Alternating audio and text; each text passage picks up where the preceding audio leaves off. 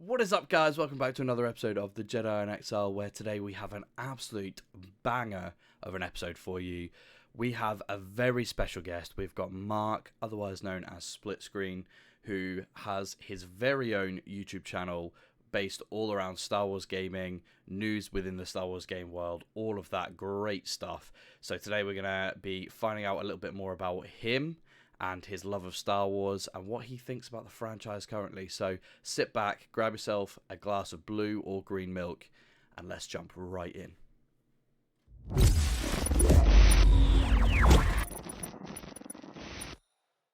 Welcome. How are we doing? Yeah, very, very well. As we were saying before, it's roasting in the UK at the moment, so I am sweating a lot. But yeah, otherwise good. Excited for Andor. Gutted about the gaming situation at the moment in some ways. But yeah, just good. How are you guys? Yeah, good. Yeah, really good, thank you. Yeah, Yeah, glad to hear it. very much in the same boat. Andor is looking like it's going to be Insane. incredible. Yeah, absolutely incredible. Yeah. Oh man. And then obviously, on the back of that, kind of coming on the back of some bad gaming news at the moment, which is disappointing for everybody. But we will wrap round to that. So, what we'll do is we'll kind of go through some of our standard stuff that we talk to people about when we have them on the channel, and kind of see where it takes us for the next little while. And I'm sure Go on a journey. yeah, exactly.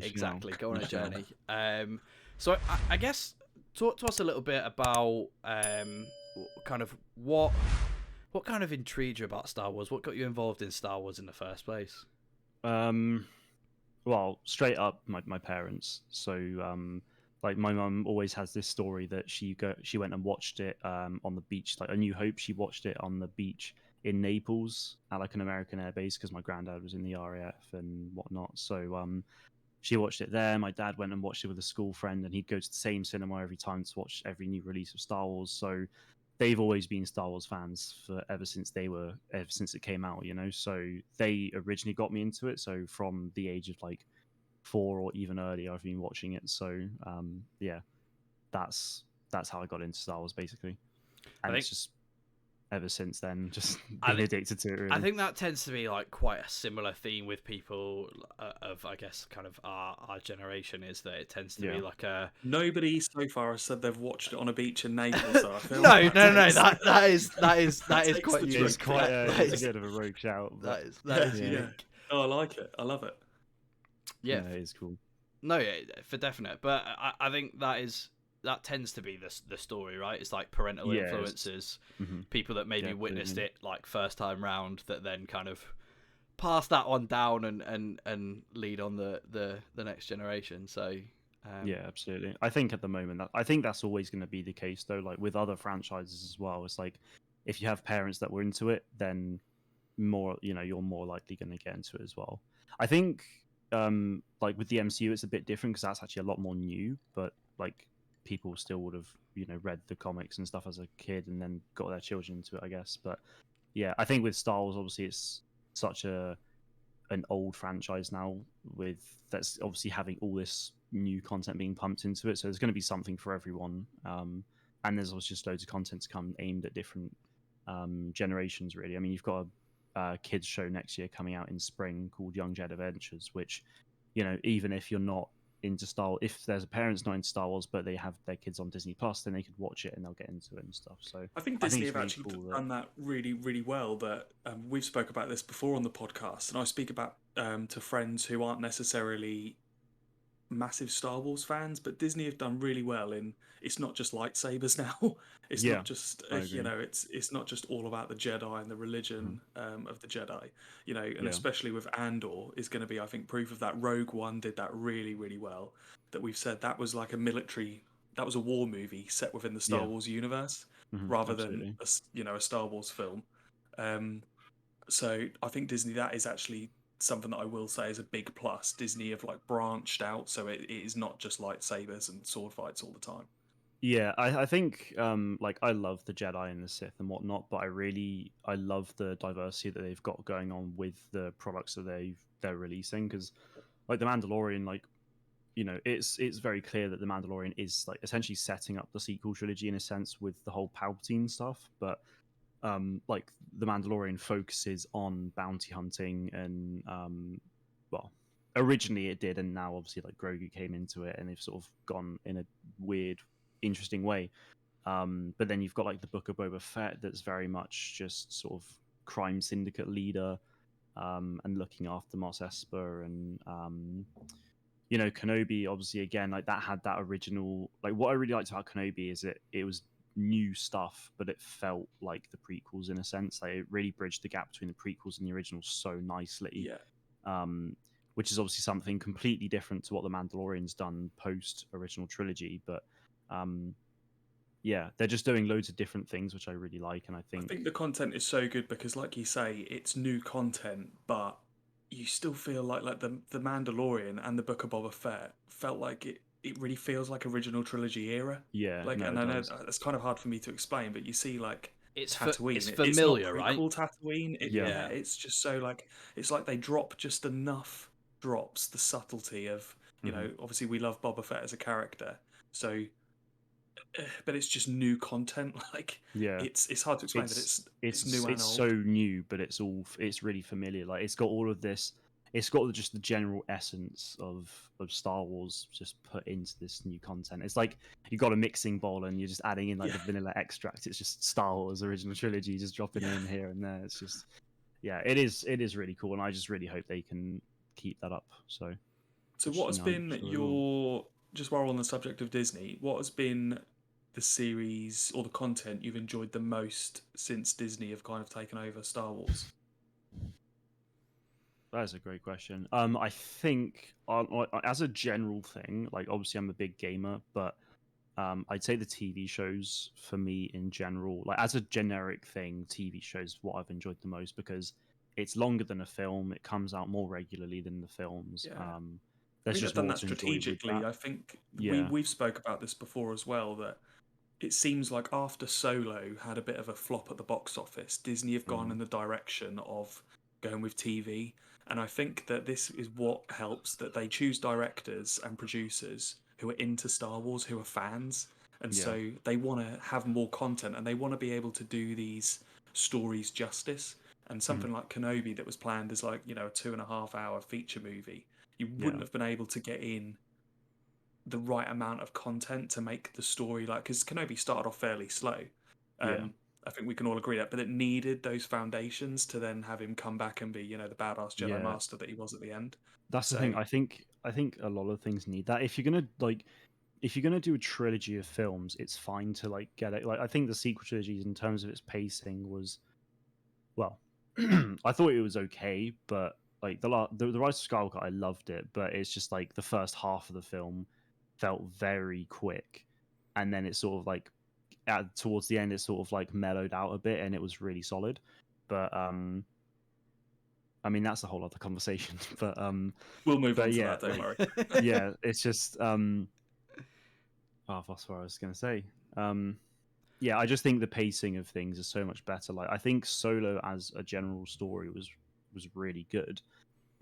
It's just the timing of its release was really unfortunate, and I think that's actually why they've delayed Andor, because Andor was going to release, like its premiere was in between a Game of Thrones TV show and Lord of the Rings, like two major fantasy franchises.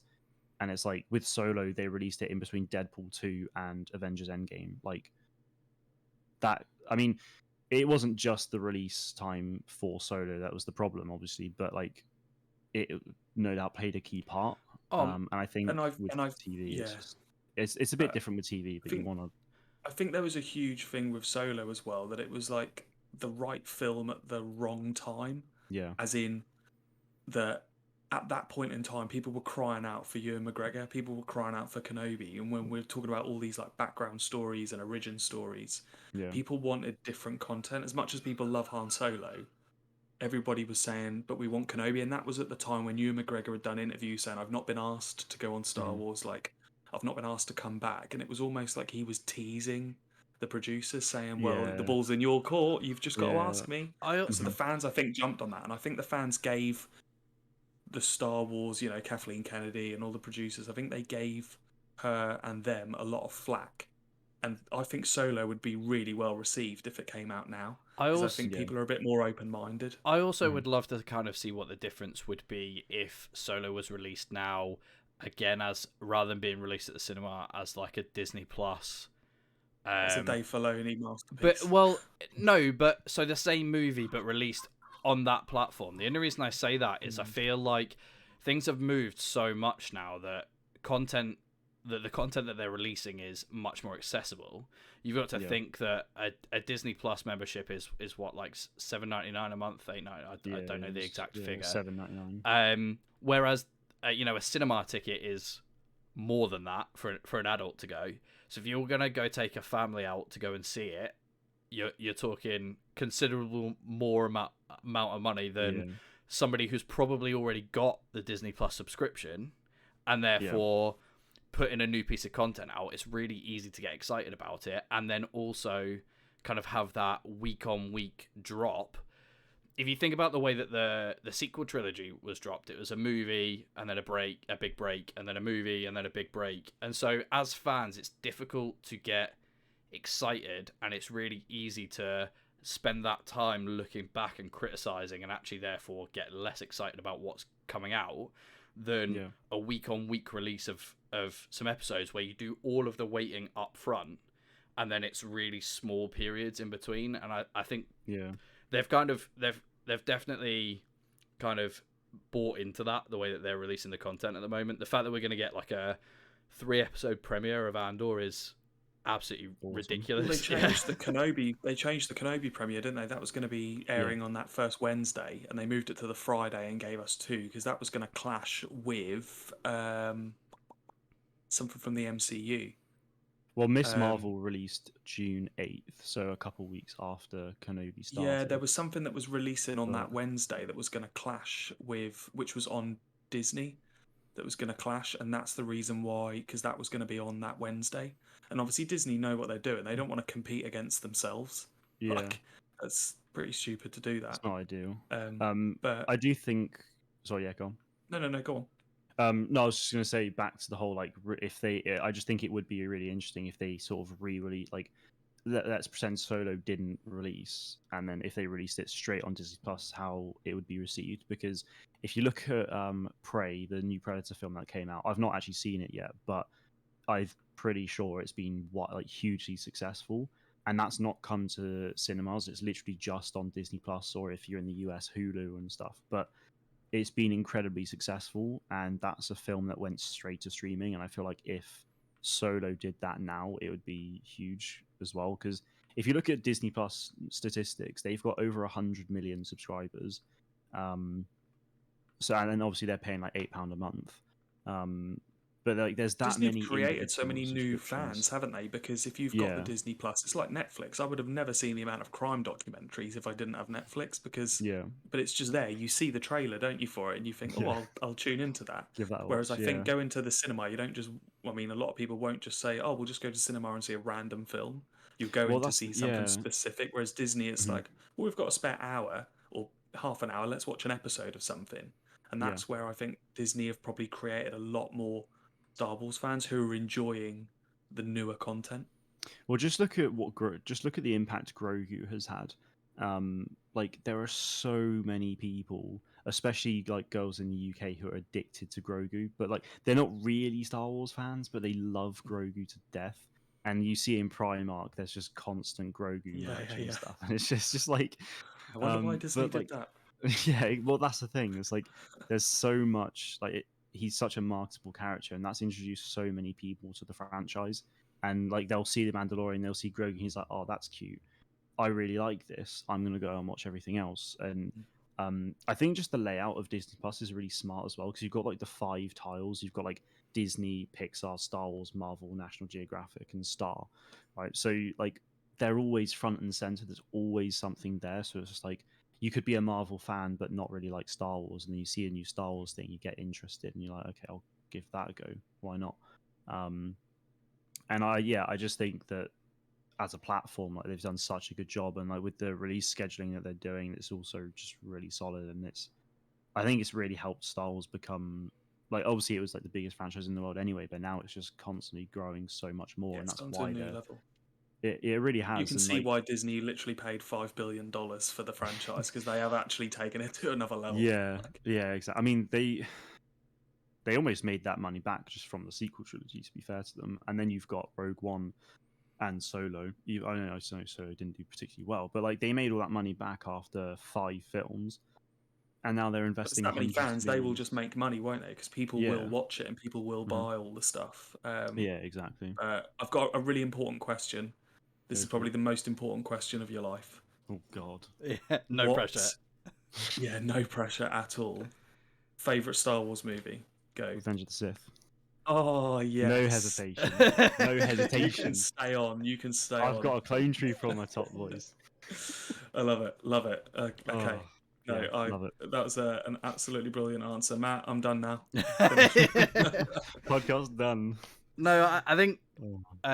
again we've kind of found that a lot of people, again, our sort of generation, who it definitely, it's normally Revenge of the Sith, but it's normally a prequel. It's normally a prequel movie, right? It's the trend at the moment. It absolutely is. But is there a particular kind of reason for that? I think. Well, I mean, it's just like as a kid, it was the one that I just always really liked the most because lots of action and stuff. But I think the more I think about it, it's just there's like it's such a roller coaster of emotions, right? You start off the film, it's like big space battle, Grievous, Dooku, Palpatine's there, and it's just really cool.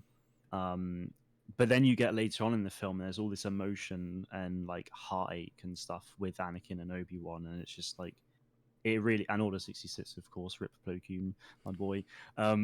But like, yeah, there's so much in it, and it's just like visually as well. I just think it's really cool and diverse, Yeah.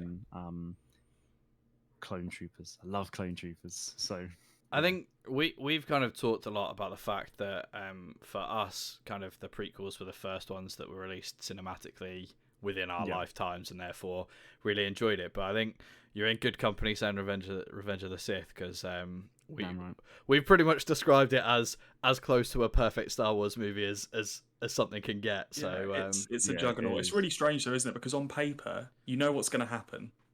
Mm-hmm. And yet and like you say, it is a roller coaster of emotions. Yet you know how the film ends. You know how it kind of goes because of Attack of the Clones. You know that Padme's there, so you know she's going to be the mother of Luke and Leia. Yeah. You know that she's not going to be around because she's not in the originals. You know that Anakin turns into Darth Vader, but it's like that question. I remember leading up to the film, thinking like, how is it all going to happen? I remember being in like middle school. I was 2005 it came out, so I was 11. Well, I was just about to turn 11, and everybody was just obsessed with it. It was like, I think people don't, now with the Disney Pluses and things, I don't think people of the next generation kind of realise how long we had to wait for that film. We waited 2 years for that film. Yeah. And it was just such the lead up, and there were so many different pain. trailers and teasers, and you collected the sticker album, you had you went out and bought the Lego, the episode 3 Revenge of the Sith game I had on PS2, and I've still got it now on Xbox, the remastered version, and didn't that come out before the film? It did. I was about to say, because it gave really bizarre. It gave you little. I remember playing the game, and I remember being stuck on the Count Dooku level for ages as a kid, and that was only level 4. But it gave you at the start and end of each level, it gave you clips from the movie, and I remember everybody trying to play through the game to see these clips because it was actually from the movie, and not a lot of games did that. See, I think that was something that they were toying with at the time, because I seem to remember the Lord of the Rings games did very similar. In the I might be wrong, but I remember playing the Lord of the Rings games, and I'm sure they released before the movies came out, and they've got kind of cutscenes from where it is. Yeah, the Return of the King one definitely does. Yeah. So I don't know if that was maybe just a trend that everybody was doing at the time, where they're like, maybe we'll give you part of the movie for free, but Well, no, that's a really good time to move on to games, because obviously, Mark, your kind of speciality is gaming. So talk to us about like your history of like Star Wars games. If there's a specific one that you were hooked on, etc. Just let us know. Have a chat. Yeah. So the original games that I played on the PS2 was the Lego games. So there was like the video game and the original trilogy, and then it obviously became Complete Saga. Played those a lot, and then the 2 original Battlefront games I played the crap out of as a kid as well. Yeah. Battlefront 2 was definitely my favorite one at the time. I think purely because you could also you could actually play as the heroes. That was awesome to me. Preach. But then Battlefront 1 as well, I loved the feeling of it is quite different to Battlefront 2, I think, and some of the maps on that game are phenomenal as well, like Renvar Citadel, Renvar Harbor, the Bespin platforms and Cloud City maps, like those are awesome. So yeah, they're like the original 4 games that I played, and then That seemed like such a big advancement, actually. Just the Battlefront. It seemed like that was almost the start of like a new era of games. Because the graphics were, I mean, we look back now and the graphics are pretty. It's just a bit like me. Awful. Yeah. But at You the think time, I 04 and remember. 5. Well, I remember playing that and then playing Battlefront 1 and then Revenge of the Sith, and it was so much more advanced than like Knights of the Old Republic. Yeah. And the games that had come before. Like I know some of the games before, like Jedi Power Battles on PS1. Obviously, that was never going to be great graphics, but it seemed to really be the start of a new era. And with like EA producing it and working on it, Battlefront 1 for me, as much as I love Battlefront 2 as a game, it seemed like Battlefront 1 was like the change in the Star Wars franchise in gaming. Yeah, I mean, I think, Battlefront 1 gave Battlefront 2 such a good foundation. I mean, it's crazy to me that Battlefront 2 came out a year after Battlefront 1. Like, you'd think maybe like 2 at least, but They've tried to just milk a it year a is bit more, nuts. But yeah, I mean, I was only like 4 or 5 at the time, so I don't really remember like the rest of it too much. But it wasn't until probably like early 2010s that I started playing some of the older ones. So like I started playing Jedi Outcast, Jedi Academy, like loved those games a lot. But obviously at that point we had Force Unleashed as well, which was just awesome. Like I remember the first time I ever played Force Unleashed, I saw, and it was when it was the mission where Starkiller like lifts the Star Destroyer, and I was mind blown. It was just so cool. And then I played through Force Unleashed 2 on my own PS3, and that was so fun. Like I just thought the destruction on that was really cool. Yeah, the Force Unleashed games again was like another bit of a defining era with a new type of game where you kind of played the game for the story as well. It wasn't just all about you're gonna use a lightsaber, you're gonna kill loads of enemies. It was like the progression of like you wanted to know the story because at the time there was books released with it. It wasn't even Disney at the time, but Star Wars just they really took that character and rolled with it. Like it was an actual actor, wasn't it? It was it was Sam Worthington. Sam Witwer. Yeah. And so they really took it and rolled with it. And I think Force Unleashed to this day is still one of the best games. I think because of the abilities and stuff. Even from like a gameplay perspective, it was huge, right? Because it was one of the first games out there that they'd made like such advancements with the AI for the enemies that they were supposed to actually kind of actively try and get out of the way, and if you were trying to get close to them, they would try and move away from you and all of that kind of stuff. And they made such a massive thing about that when they were releasing it. And again, I think I know again, you go back and look at it and you look at the graphics and you go, compared to now, still not amazing. But I remember I'm sure it's Force Unleashed 2 playing it on the PS3, and in the cutscenes being like, you can see every single hair on this guy's face. Like that's how detailed they'd made the cutscenes. Like it's absolutely nuts. And yeah, they used a lot of like motion capture, and obviously they got Sam Witwer doing all of the stuff. Like it's absolutely cutscenes awesome. in themselves are about an hour and 15 minutes. I went back and watched, and we did a video on both the games, and I went back and watched on YouTube. There's videos that people have put just all the cutscenes together, and they're like an hour and 15 minutes. Jesus. So that is, it's almost the length of a Clone Wars movie. Yeah, it's a movie, isn't it? So, and and it just, I mean, at the time, obviously that was canon as well. So that was part of the Star Wars story. And again, it was just such an untapped part of the story. Like, that's why I think Jedi Knight, Jedi Academy, and Jedi Outcast worked so well, was because, again, it was that enough of Star Wars that you wanted to play it and be involved in it, but it was like a different part of the universe. Obviously, with like Kyle Katarn and at Luke's Academy on Yavin, it was just a different era. And so that Starkiller bit, and again, at that point, we were crying out for content between episode 3 and episode 4. like what was happening in that like 20-year gap, and the Yeah. whole Starkiller. I just thought he was a fantastic character, like He absolutely was. really well It's a thought out. shame. It's a shame he's not come back, but I think it's now sort of got to the point now where you can't really bring him back because it's like I think the you had fact all that the they've introduced Inquisitors. Inquisitors, you Yeah, can't have an apprentice. They would just clash with each other.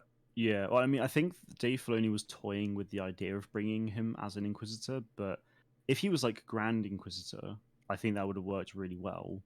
Yeah, But it's just I don't think it wouldn't have had the same impact. I feel like it's one of those things that is probably better off just leaving it to the side, like just cherish that memory, and then we'll go and like do more new things. Um, but yeah, Force Unleashed that was awesome. I remember playing the like Force Unleashed 2 DLC mission on Endor, where you start off, you go through the woods, and then you go into the Imperial bunker, you fight Leia at the end. Like that's yeah. one of my favorite levels, I think. Um, but yeah, Force Unleashed was amazing. And I remember in 2013 when like EA released that small tease for Battlefront, and I like again I was blown away because it was like I saw it was on Hoth. They had the airspeed, the T-47 airspeed, and the AT-AT, and I was like, oh my god, this is gonna be awesome. And then it was like 2 years of not a lot, and then it came out, and it was just what a game. That's what like Battlefront 2015 is what kickstarted the whole like YouTube thing for me. It was like a couple months before Battlefront 2 came out. That's when I started getting into it. So the Battlefront games from the past have like a big place in my heart for me because they were like the games I grew up with. But then the new Battlefront games are what started this sort of journey for me. So I think they're um, I think that yeah, it's just Battlefront game, Battlefront in the general. 2015 one, again, I had friends who bought the game and played it religiously who weren't Star Wars fans, but Yeah, it was just a really good game. it Like it was good was gameplay, good graphics. Like it was yeah just, I and I remember playing what was the game mode where you literally you'd have to take the different, obviously the different like command posts. It wasn't actually called like Galactic Conquest at the time, but you could play on like different teams. So like I remember being online playing, and mm, that I suppose that's the big difference as well. Those games that came out, you could then play online. They were like a Call of Duty that you could yeah. play against your friends. Whereas the previous Star Wars games, because of they were on like PS2 or they were story mode games, you didn't really do too much online. So Yeah, no, that's the thing. I think online play is such a big thing for Star Wars games, and we've just not really. It's just not been explored enough yet, which is really it's frustrating for me because I'm more of a multiplayer gamer myself. So, like Battlefront 1, Battlefront 2, and Squadrons for me was amazing because there was this mm, multiplayer area to focus on. You know, Battlefront 2015 was great. It sort of served its purpose.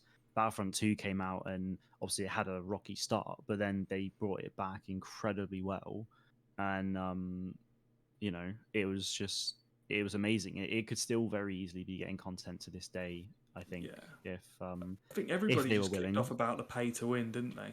It That was was, I think, it the was the Yeah, pay to win, and then the lack of single player, right? Like the campaign side of things, which they rectified with the second one, with mm, I guess what was quite a short campaign, but still, yeah. super enjoyable. Yeah, so from memory, yeah, it was mostly the pay to win thing, which was out of the game by official launch because it was in the like early like launch on the it was like the Tuesday, and then by the Friday when worldwide launch happened, it was out of the game. But obviously, it was a big thing that then had to be reworked.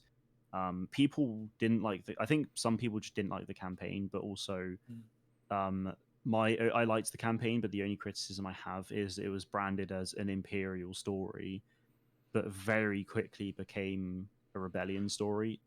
I Surprise, surprise. I don't. I And was it's gonna just say like, I don't know if they will ever allow something to go out there that kind of paints Imperials as not as quite good. not quite as evil as they're supposed to Yeah. be, without I having think, them completely That flip campaign, I flop. think I enjoyed the campaign. Don't get me wrong. I've played it a few times, but I did get the sense, especially the first time I played it, I was like, there isn't actually a lot of gameplay here. I feel like I am just almost watching a movie. With it, I yeah. feel like, and again, I think it had gone from they wanted to tell a story Hmm. instead of doing loads of actual gaming with it. So don't get me wrong, I really enjoyed it. It felt different to where Force Unleashed felt like a game with then Yeah. clips to go with it. That felt like clips with a little bit of gameplay to go with it. Yeah, I get And you. like I telling an think actual story. yeah, I think they were just trying to really. I think they just focused on the story element of it quite a lot, and like, I mean, the thing is, the gameplay was just very basic Battlefront gameplay, like which obviously you'd expect, but Yeah, yeah. I think it's a bit like Squadrons in a way where the game's core really is multiplayer, but then you have this single player campaign that will show you the ropes of how to play the game and Yeah. understand its core concepts They've got to have that, whilst haven't also they? Yeah, telling yeah. a story. Yeah, which I think is really good to have.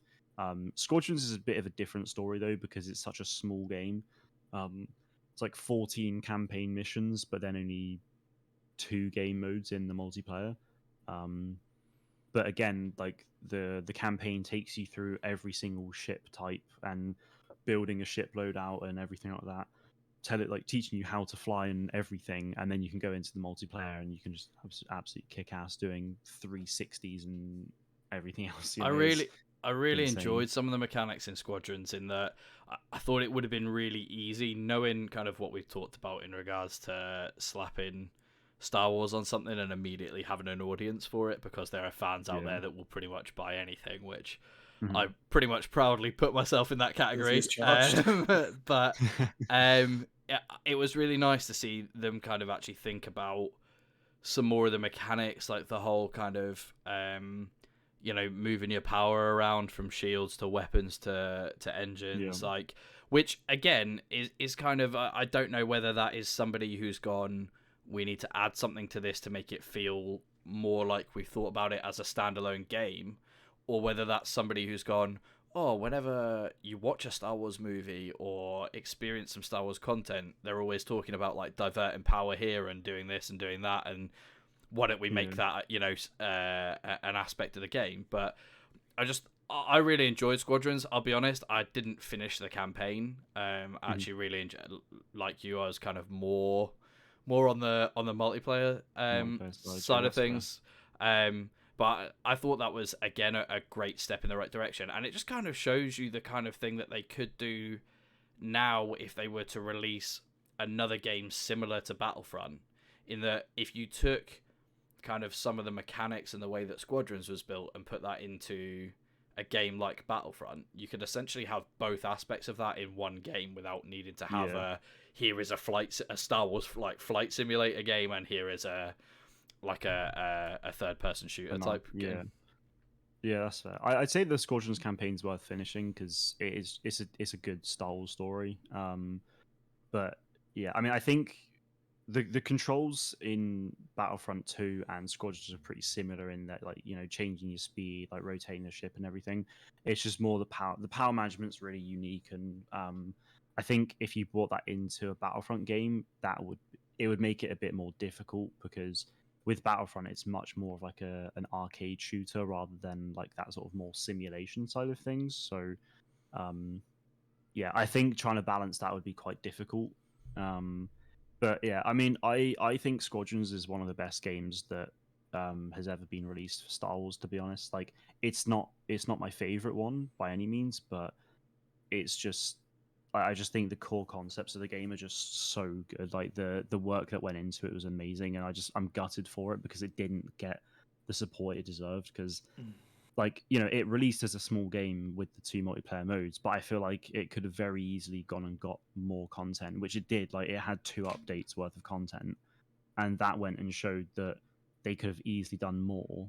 Like they released skins for like several more months, but if they added more maps and more game modes, it could have been so much bigger.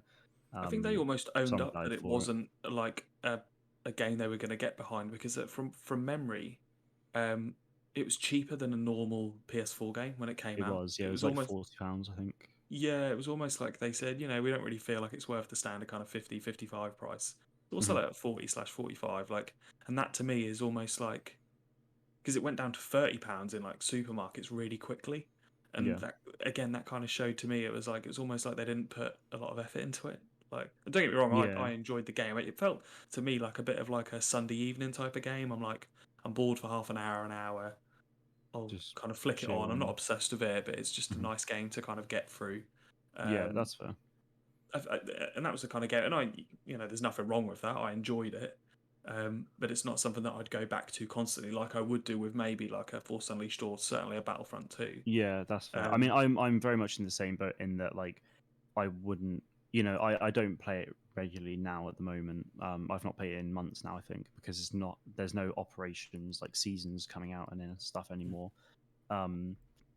I mean, thing is, like, first person shooters are definitely my main thing. So like a flight sim, I was playing it maybe like once or twice a week when it came out, but yeah, it's just, I think the thing is with the price point for it, it didn't have enough content in the game to be worth the full price. But I mean, they worked on it for about 3 years, I think, so it was a pretty standard amount of time. And obviously they did have the start of COVID to factor in as well, which is a bit of a shame. But I think, as you said, like, they never really got behind it, which is a bit of a shame, because I think it was more of a test.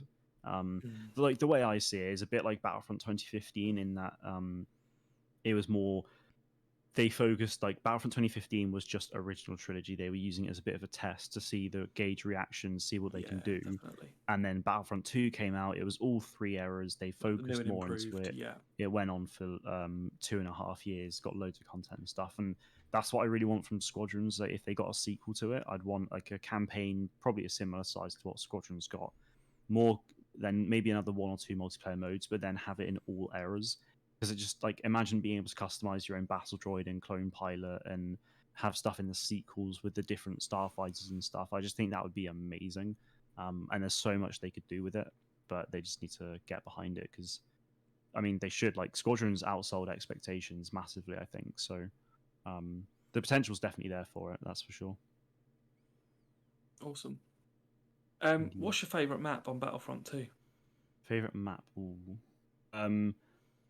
Camino or Naboo. Yeah, I was just about to say, I was just asking myself that question while you're finishing off, and I was thinking throne room in Naboo, just because of all the marble. Chaos. Like, I just love it, and it's just gorgeous. brilliant. It's such and I love playing as when you do the challenges, like when you've got like a minute to defeat like so many enemies, blah blah. Mm-hmm. There's a level, one of the early ones, you play as Maul. And yeah, I think that's the the first room one against all the clone troopers. Yeah, and like, it's just an awesome level. But now you've said Camino, that really throws a spanner in the works. Camino's so good. Like, the thing is, that's what one of the things I love about Star Wars is its diverse range of anything. I mean, you look at the planets, right? Camino's basically just a water planet, but then you have this like sprawling architecture out of the water. That's very grey, sort of blends in a bit. Inside, it's pristine, clean, it's white, it's like, whoa, it's in your face. And then you've got like Felucia, which is just this yellow forested alien planet. You got Coruscant, which is just a complete city, and it's just, I love that. And that's what I love about Battlefront 2 being in all 3 eras, is that it had so many planets, that maps you could play on, that everywhere had something to play on, which I just thought was amazing. Because Starkiller Base, I thought, was quite a good map as well. I have to say, I thought it was a large map. There was constant like places to hide, and but I felt that was a good map as well. And like you say, it was a game that had all eras in it, so all different characters. I think as well, like, they did a really good job at making sure that Tatooine and Jakku felt really different, and the likes of Kashyyyk, Takodana, and Endor, like, they all felt very different. And I think they do in the films anyway, but I just think they did a really good job at making sure they did genuinely feel like they were on different planets. And I think that's also just why I want more multiplayer Star Wars games, because there's just so much they can do with it, and just having competitive play on just having competitive stuff in Star Wars is just always really fun. Like with Hunters, for example, like, that's obviously just been recently delayed until next year. It's out in soft launch at the moment, but it's not the same. I just wanted to release. I want more. So I guess that's probably that's probably a really good opportunity to kind of take it on to future. So obviously, there's a handful of games in development due to come out soon, or kind of at least on the horizon. We've got Hunters, we've got Jedi Survivor, which is obviously the sequel to Fallen Order. Unfortunately, obviously, we've heard about the pretty much indefinite delay on the Knights of the Old Republic remake at the moment. So we kind of await further news on that. But what are you really looking forward to over the next kind of, I don't know, let's call it 12 to 18 months worth of game stuff coming out? Okay. Well, I think realistically, unless we get some other announcement within the next 6 months, that's because I mean we've got Gamescom coming up. Not next week. I think it's 2 weeks today. It's 2 weeks yesterday, 23rd of August. That's when it is. That's opening night live where they'll have a bunch of game announcements. So like, unless Lucasfilm come out and say like, here's Rogue Squadron 4, which was rumored earlier this year, I think. Unless all of a sudden they go and announce a game that comes out for next year, I think we'll only see Hunters and Jedi Survivor in that time period. So I'm really keen for both, honestly. Like Hunters, I've been playing since its soft launch anyway, because as long as you have a compatible device, you can play it, even though it's not out in the UK or the US or most other places. There are ways about going about it. So, I'm really excited for that, but at the same time, I'm playing it anyway. I'm seeing it evolve from, like, when it came out in soft launch, it was pretty bare bones. Like, it had stuff in it, but like you look at it now and it's changed so much, and it's really cool. And I'm so excited for that to just continue and just see what it's like at launch, because I just think being part of the evolution for it is just really cool. And I think it's just a really fun game. It is, what I will say is that obviously it's mobile and Switch only as far as we're aware. And I think a lot of people have that stigma with mobile games. It's like, oh, it's a mobile game, I'm not going to play it. Like, I'll hold my hands up and say that I'm kind of there, in that I don't really play mobile games much.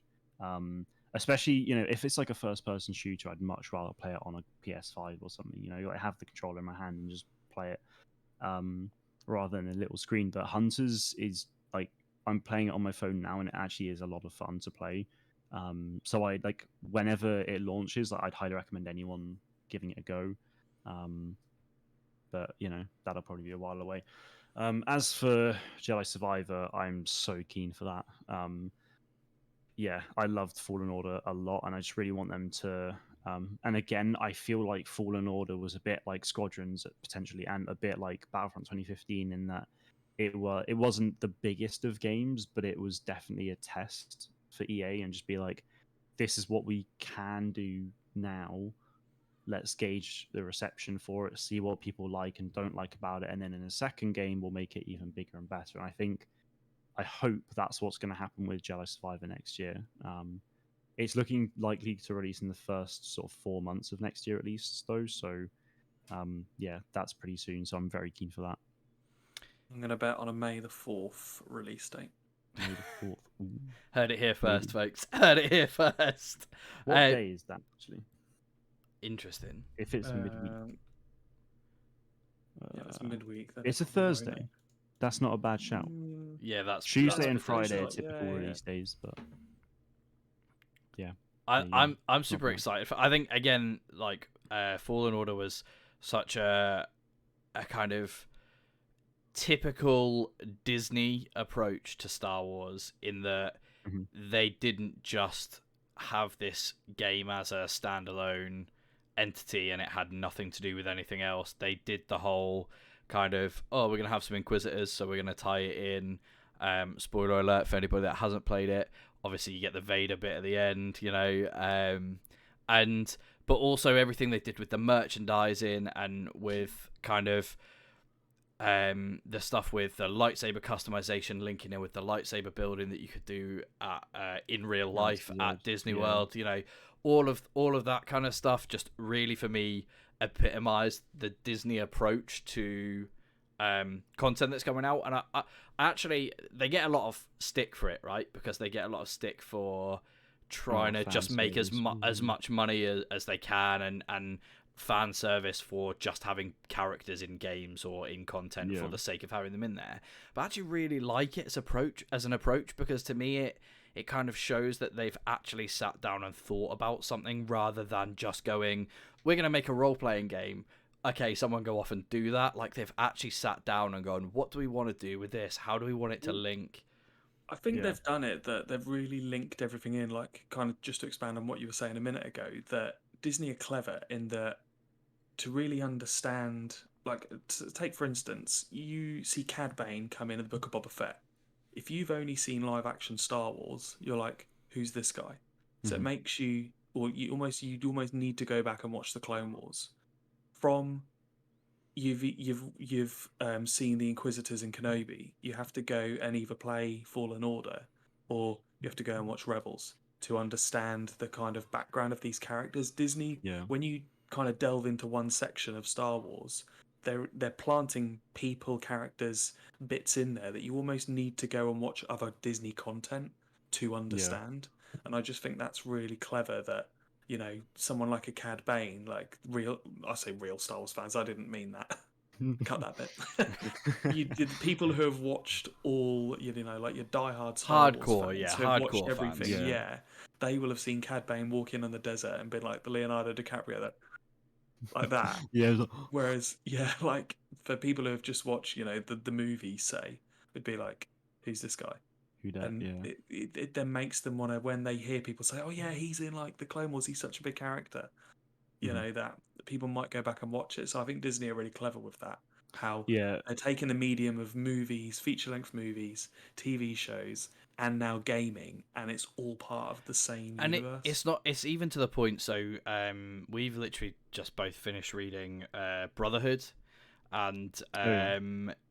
there's like, I think in like one of the early chapters, Obi-Wan's kicking about the temple, and they mention Jaro Tapal and Cal Kestis, like, because Oh, really? because they're Anakin's walking talking they're about walking physically. around they're walking around in the temple, and it's the That's tiniest, so cool. like, What the it's the hell? tiniest It's thing. one sentence as well. Yeah. That's it. Just Yeah. one And sentence. you just kind of That's go, awesome. oh my god, that's awesome that somebody's gone, I'm gonna put that Yeah. in here just because I can, and it makes sense. That is awesome. So I guess, I've so go got on. a few more. Yeah, I was just gonna say I've got a few other things to build on that. It's like in the Book of Boba Fett, you've got the BD droid. In episode 5, where you see it, where it's when it becomes the Mandalorian 2.0, Yeah. or 2.5, sorry. Like, you've got the BD droid, just it comes into shot for the first time, and like, again, anyone who's played Fallen Order, it'll be the Leonardo DiCaprio. It's just like, oh my god, it's a BD droid, like, it's so cute.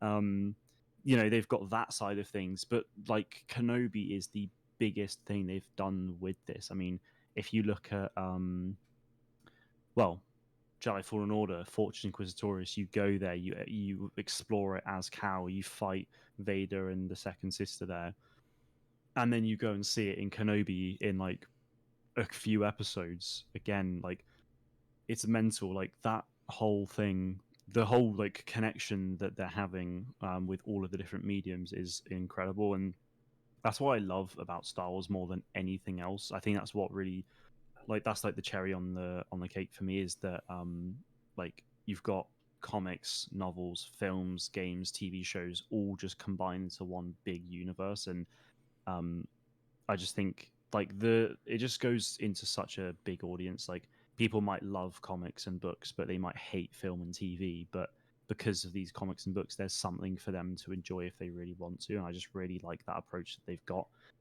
And just tying it into each other again, like, just having these small, subtle, like, fan service moments, I think is actually, like, for someone like myself, is actually a really big and impactful thing, because it feels like it really helps to feel like the universe is actually all connected together. So, yeah, it's really awesome. Cool. I have a kind of final question on my list Yep. that I need to, and I feel like I'm going to know the answer based on something you said a little while ago. If you could save one Jedi from the Purge, from Order 66, who would it be and why? Yeah. I think I know exactly who you're thinking of, because of what I said earlier. But yeah, no, Plo Koon, he's my boy. Honestly, again, it's one of those things. I first really got into Plo Koon because I saw, like, I was a kid, I saw him, and I was like, he looks so cool. It was just one of those typical things. I thought he looked awesome, and then I was like 7 or 8 when Clone Wars first came out, and Plo Koon came into it, and it's one of those things that I saw him briefly in Revenge of the Sith, and he died, and I was like, great. but he looks really cool. And I see him in Clone Wars. I'm like, oh my god, I know him. Like, and I got really Yeah, he's attached in to one of the him. really early episodes, isn't he? He's in like Yeah, episode he 2 or is. 3, like It's the Rising, Shadow of Malevolence. Rise. Yeah, it's like Uh, Shadow of the Malevolence. it's Yeah, it's the first yeah, episode with them and the droid pod catcher, and yeah, and um, like we're yeah, meant to I be just disposable, sir. Like, not to me. not to me. Yeah, it's just I just really like Plo Koon. Like I feel like he's so like wise and just really cool, and I mean his design, his his passion for the clone troopers and stuff. I just think it's Yeah. really admirable. It makes Um, seeing the background of these Jedi and seeing so much of Clone Wars makes like Order 66 even more painful, I because you know, had like don't. there's a still from Revenge of the Sith, and we see it a lot in Clone Wars. The Republic gunships, they've like been spray painted with graffiti, and Oh it's yeah, like Plo's Bros. Plo's Bros, Mm, and it's like things like that, like the yeah, clones suddenly shot, their master, in a sense, like the person that yeah, they've like taken yeah. orders off, but Literally the just. person that they've over 3 years of a Clone Wars. And it's the same with in the Battlefront 2, the old Battlefront 2. You do the Mm, campaign, which is like following the so cool. 501st, Yeah. and they talk about how Ayla Secura was like one of them, and how Hmm. they hope she had a quick and merciful death. And Oh it's like, god. oh, it just really, It's so. it's Oh things like that. There's so much more significance. I bloody love the yeah. Clone Wars. I think it's an absolute. It I really I evolved love over Clone time. Wars. Yeah. Um, I think from being a kid show to being valuable content that yeah. like enhanced the Star Wars story. And No, it I gave, I agree. think Yeah. it gave a much more of an appreciation actually of Hayden Christensen, as mad as that Mhm, sounds. It gave you much more of an appreciation for, yes, he's the whiny kid in Attack of the Clones, but mhm. he is the conflicted Jedi, and you kind of understand exactly how he turned, because I think Revenge of the Sith is that's a really fast-paced movie. Like, there's a lot Yeah, going it on. is. There's a lot to fit into 2.5 hours, and Clone Wars kind of gives you that, like, yeah, we get it. This is Like, this is we why it's get it. happened. Yeah. Like, yeah, No, I agree. I think Rebels did was very similar in that like sort of the first season was very much like it felt more of a kids show than anything else. But then as yeah, the story developed, it became so much bigger. And in the grand scheme of things, The Mandalorian is. I mean, Ahsoka is essentially a follow-on from Rebels directly because I guess you've probably seen like the trailer that was leaked from Celebration. Like you literally we're gonna see a live action shot of the like mural with Sabine and Ahsoka and stuff. Like that's crazy. And The Mandalorian is setting up the sequel trilogy, but as much as it's setting up the sequels, like we see Ahsoka, it's going to be, imagine Thrawn is going to be like the big, like all these shows are coming into one big finale, as they were saying a few years back, yeah, and that's going to definitely. be like Thrawn, I think. Yeah, Probably will be like Thrawn as like the main G, and that's I all feel like it's stemmed from very Star Wars MCU. Rebels. It's very Kevin Feige. Yeah, yeah. Oh, We've lost Brian. His internet we've is. lost them. Yeah, he's not. That There you there's go. like Oh, there's a plan at the end. Go, there we Okay, go. go. I'm back. Yeah, It go feels very back. MCU with like which bit do I need to Just start from? just go from it. Feels very Which MCU. Yeah, okay. Yeah. It feels very MCU in the sense of like Dave Filoni is like the Kevin Feige of Hmm. the MCU, of the Yeah. Star Oh, Wars very story, much so. Yeah. where there's the and we talk about it constantly. Like Dave Filoni's like he's got the grand plan, Hmm. and there is an end goal, and it's like all these like a spider's web. You've got all these strands that are all connected, and Hmm. eventually you're gonna get to the middle, and it's all gonna become clear. And Yeah. everything, what I love about it, just everything just links in. And I know full well that when they made, obviously Rogue One, they will have then had an idea that they're going to do a series about Hmm. Cassian Andor and have like Yeah. Saw Gerrera in it and have some other characters that we know in it. And then, like, obviously they know with Clone Wars they'll then make something on Ahsoka. It's yeah, they've just got a plan from like start to finish, and where we're thinking, like we think in months at a time. What's the next series? So it'll be Andor in September. Then we'll start thinking about Ahsoka next year. We'll have obviously games in between that, and then we've got the Taiki Waititi movie that's going to come out. But they're thinking like 5-10 years ahead, Oh, they thinking are. like Yeah. I this mean, is the content. yeah. I think it was earlier this year. Kevin Feige went on like a big retreat with like MCU creators and stuff, and they basically have like a 10-year plan. Like it's nuts how far they think into the future, but like Kathleen Kennedy will know what's coming out in like 6 years' time for TV, and we have absolutely no idea, and we won't know for God knows how long.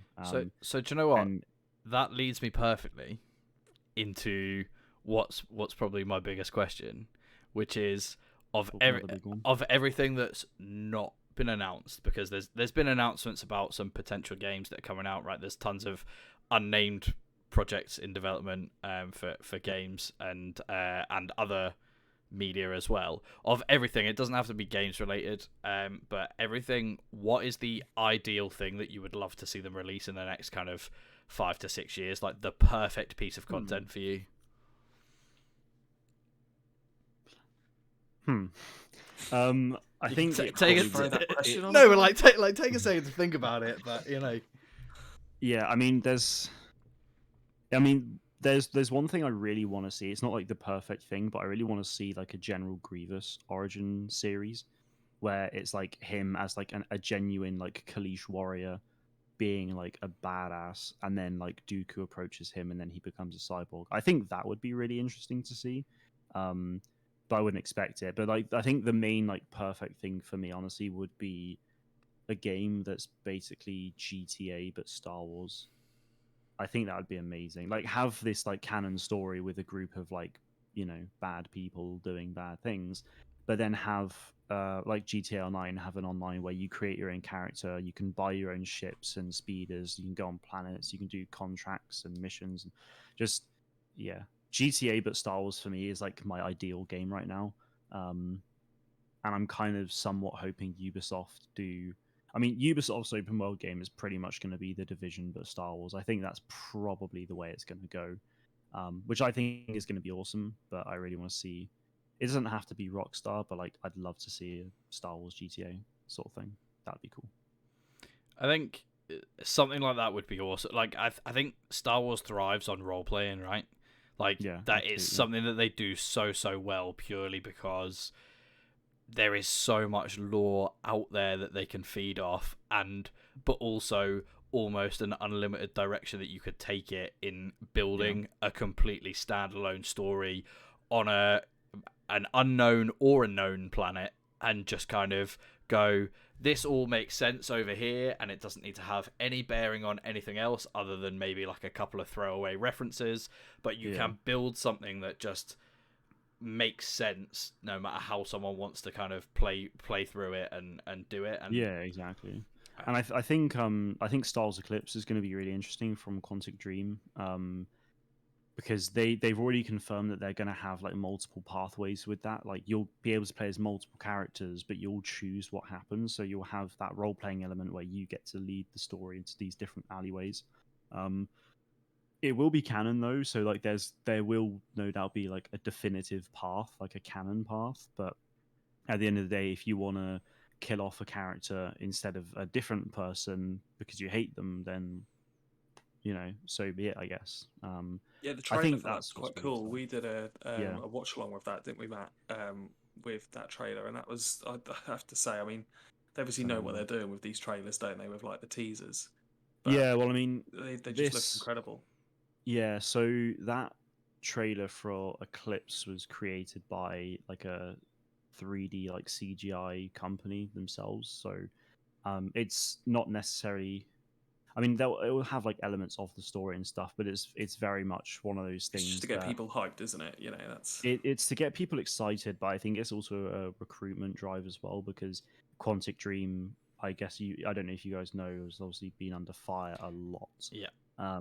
Specifically, that one guy. Is it David Cage? Yeah, and that was having massive impacts. So that trailer got released, and then there were a couple of press releases. Yeah, like a week or so afterwards that were kind of like, this project's maybe going to be slipped to the right slightly, and we'll guys let you know. We'll let you guys all know kind of what's happening a lot further down the line. I just think it's crazy, right? That we're in a golden age of Star Wars. We are in the we're all of that generation where you've kind of seen the older stuff, and that was maybe some of your first kind of exposure. but also, so like for me, the first Star Wars game I ever played was Knights of the Old Republic, which obviously graphically not incredible, but all right. But we're kind of in a world where games look like playable movies. Content is being churned out like at such a good rate, but still with a very decent level of quality. It's not just being churned out for the sake of being churned out. And it's also like TV shows that have budgets that movies had kind of 10 years ago that are released with such such high production values that it genuinely is like I think an absolute golden age, and all I can see it doing is getting better. Like I can't see it going in any direction other than up. Yeah, I think the thing is, in many respects, we're still very much on the cusp of the golden age. I think we're very much at the start, because we've had the Book of Boba Fett, we've had Kenobi, we're gonna be getting Andor soon. We've then got Tales of the Jedi, and we've got the Bad Batch season 2. Like that's 5 TV shows, right? Next year it will be very similar, potentially even more than 5 TV shows. It's just the only thing lacking now is just the game section, but gaming is so prone to delays, especially at the moment, in the last few years, that they're still trying to play catch up. But just in literally 2 years time, we're going to be in a position where we're consistently having probably 2 to 3 Star Wars games per year, like 3 big budget live action TV shows, along with several other animated shows, potentially a film once every year or two, and then just countless novels, comics every year as well. Like we are very much in a golden age of Star Wars, and it's not going to be stopping anytime soon, I think. So I think I'm hoping we're in it for the long haul, because it's just there's so much from a business perspective. There's so much money to be made for Disney and for Lucasfilm. Like there is no point stopping. Like that was one of my earliest memories. Funny enough, it's coming out the locker. Is that like I finished watching episode 6 and with my brother, and I turned to my mum and we were like, are they going to do an episode 7? And she was like, oh no, probably not, because at the time, like this was probably back in like 2005 or 6 maybe, and there was just nothing, especially that I was aware, that they were going to do for more Star Wars. And then Disney bought Lucasfilm, they announced the sequels and the anthology films, and it was like, holy crap, this is awesome. They've made so much money from all of these things, and they've seen how well the MCU's been doing with its TV shows, or with the films, and now obviously TV shows as well, that it makes absolute sense for them to carry on doing that for Star Wars as well. And they're very committed to it as well, like announcing so many new projects every single year. Like Disney Plus Day next month should hopefully get some new announcements there with the TV shows. And obviously, as of last January, they then said that they're going to be bringing out even more games with different developers and publishers bringing out games, and not just EA. So it's like they've just committed themselves to so many things that they're not going to slow down. If the money's still going to be made for them, then it's not going to stop. I think that's spot on. I don't see why would you? No, exactly. I mean, just look at Netflix as well. Like Netflix for like longer than any of the other streaming platforms have been releasing these hit TV shows, and they're still going. Like I had never seen Stranger Things until a couple weeks ago. Binged it all in a week and a half, on and off. Absolutely loved it. And a few weeks ago, they announced that the Duffer Brothers are setting up their own production company to do a few other projects for Netflix, but also a Stranger Things like spin-off show as well. And Netflix have been doing this for the last like however long now, constantly bringing in hit TV shows. And when you've got an IP like Star Wars, like why would you stop doing that?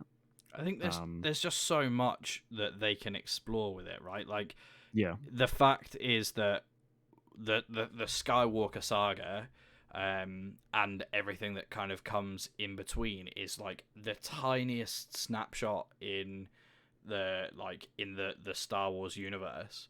It absolutely is. And so there are countless things, they're talking about all of these movies that they're going to do that are going to sit completely outside of this. That's going to be brand new characters, probably brand new settings. So there's just so We'll much end up that on can be done. Tatooine somewhere. They will. They always do. They always But do.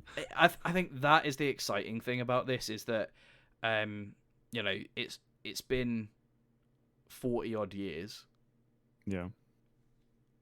and all we've explored is like this really tiny little- piece Yeah, of well, it all. Yeah, I mean, look at the High Republic as well. That's a new era that Disney created themselves a couple years ago. The Acolyte is coming out probably early 2024, but that starts filming later this year. That's a High Republic TV show. They'll no doubt do even more High Republic shows. And then, like, High Republic Phase 2 is set like 150 years or a couple hundred years before Phase 1 that's just already come out. So there's got so that's two like big time periods that they can explore with all of these new games, new shows, and everything like that. Yeah. And they'll and then see, and it's almost like there's those. It's like a test, isn't it? Like we've spoke about these other games and stuff that's come out. Yeah. Like it's all a test to see what characters, the new characters, the new settings, the new eras, what sticks. It's almost like they've just thrown a lot of stuff at the wall, which is great. As a Star Wars fan, I'm here for it. Yeah. And it's like, well, because all I think with High Republic, with it being set, I think the novels that came out, the first one, I think it's set about 250 years before the Battle of Yavin. It's about that, yeah.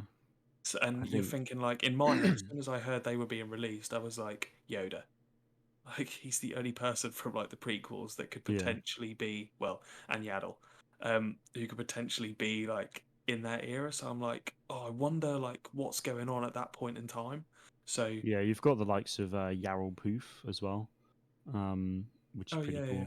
Yeah, so I read the first one, Light of the Jedi, which is probably my favorite Star Wars book of all time. I've not read loads, but yeah, Light of the Jedi is my favorite, and I need to finish Out of the Shadows because that was awesome. But I was reading every night, and then I passed my driving test, and then stopped reading. I was like, it was like a religious experience for me, honestly. Life takes over, right? Like, yeah.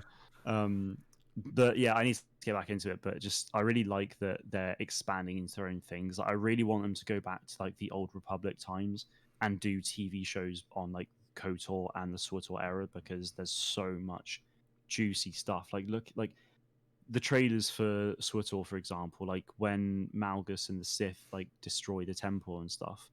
Imagine seeing that in like on TV.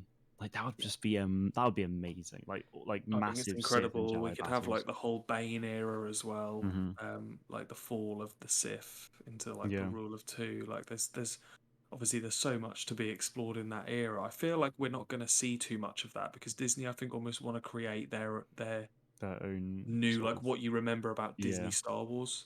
Mm-hmm. Whereas I feel like if they went to like the Bane era or the Old Republic era as such, I feel like they'd feel. I don't think we're going to get a lot of that. That's my personal opinion.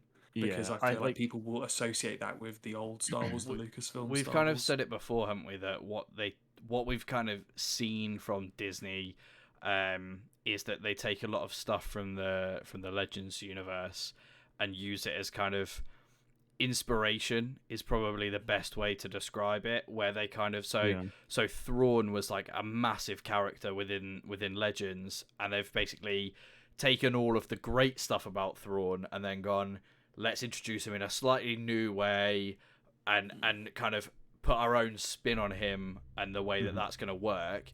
And we saw it with the sequel trilogy and the Legacy of the Force series of books from the Legends universe was obviously all about Han and Leia's kids and Luke and Mara Jade's kids and like that new generation of Jedi, and one of the good guys like becoming the next Sith, and that's essentially what we kind of saw within the prequels, but within the sequels, sorry, but just again with like a Disney twist on it. So I'm kind of hopeful. Like we know that Bane has been established within canon from Clone Wars.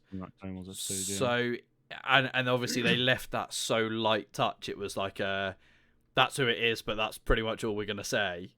That there's so much that they could go back and do, particularly with the fact I think it's really difficult to kind of to make a business decision based on the fact that those books exist, so obviously there must be the temptation to go, those books exist, leave them alone. But then they also technically don't exist because they're not canon anymore, and therefore wanting to do something with it. Like Bane and Zana are such like great characters to go and write about, even if again they only take inspiration. I think whatever Disney did with that would be, I guess it's absolutely hard for Disney awesome. because the fans will constantly compare, and so Disney might make something and invest a lot of money, and people are like, well, it's not as good as the But it's not like, but I'm gonna go out there and say that a lot of the content that Disney are producing, I personally think, are now aimed at the next generation. I would say even after our generation of Star Wars fans, and therefore how likely are they to have read the Bane novels? How likely are they to have that knowledge? You know, the SWTOR stuff got its first update in however like its first lot of DLC in how long, with the stuff that came out earlier this year. And I thought that maybe that was their push at trying to kind of get a little bit more, a bit of a revival going back into it. But that game came out so long ago that there are probably quite a large amount of the Disney fan base that just have no idea what it is. And therefore, if you created something, they wouldn't have a point of reference to compare it against. They would just do their own thing. Yeah, I mean, apart from like some of the original games, like, I don't really know anything Legends. Like, I've never read any of the comics or books from Legends. So, if we had like KOTOR stuff come into like TV and film, or if all of a sudden, like, if the KOTOR remake is essentially, because the thing is, right, it's if it was a remaster, it would just be like, updated graphics and all that stuff. But it's a remake, so I can't help but feel like they're going to tweak the story a bit to sort of make it bend into the will of Disney canon, which I'm not against at all. Like, I really want to see that era sort of come to life in the canon. And the thing is as well, like, in all of these different medias, they've got teasers towards like the KOTOR sort of era of Star Wars in canon, because like you've got the Dark Legends novel, which has got a bunch of really old Sith in it, like Darth Noctis and stuff. In one of the first Disney comics, I think they had, his name was in my head a second ago, but he had like a double-bladed lightsaber, I think, or at least two. Darth Atreus, I think his name was now. They had like his lightsaber, and he was a really ancient Sith. So, and even in Squadrons, like the dangling cosmetics, like you had the Sith Empire and the Old Republic, like the actual Old Republic symbols in there. So like these symbols are canon. Like there's so many hints and teasers towards that era of Star Wars that I can't help but feel like they will go into it at some point. But then at the same time, they've obviously just created the High Republic era, so they want to focus on that, and maybe they'll go into it later. I just don't know. It's a difficult one. I feel like just an exciting time. Yeah, I think it is. I feel There's like so if we much. see it, we're likely to see it in non-TV and movie medium first to test the water, and then I really like the idea of that, actually, because like the High Republic started as novels and comics and is now branching out into other things. I really like the idea of KOTOR and SWTOR sort of stuff starting with games in the canon and then weeding its way into TV and stuff like that. I mean, even Fallen Order, like, have you guys seen the rumors of the Cal Kestis live action TV show? Yeah. So like that obviously again started as a video game character, but is now potentially very likely, maybe, I don't know, coming into a live action TV show of his own, like, and expanding that story even further. I just think if they did that with a different era as well as the High Republic, then I just think that'd be really cool. I feel like doing that it's so low risk from a business perspective, because if they go and write a book, or they do let's say that they leave the books alone and they go and do the KOTOR remake, and they try and release a few other things from around that era, if it doesn't sell, all they have to do is leave it alone, because it's so far removed from all of the other stuff that they can just go, okay, we created all this stuff that's canon, doesn't really matter anymore, because it's so many hundreds of years before anything else that we don't need to address it again. Like it exists, but that's it. And so I don't know why I don't see why they wouldn't do it. And I really hope that they do, because I think the more stuff that we can get The out more the there merrier. and learn about, like, the better. To be honest. Yeah, no, I agree, Absolutely. absolutely. No, well, listen, I think that we've spoke about a lot, and We have. I just want to say I want to thank you for your time tonight, Mark.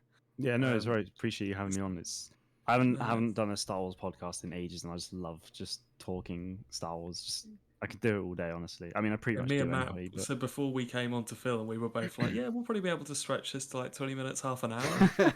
Like, and I I feel could like talk about it we've all had day.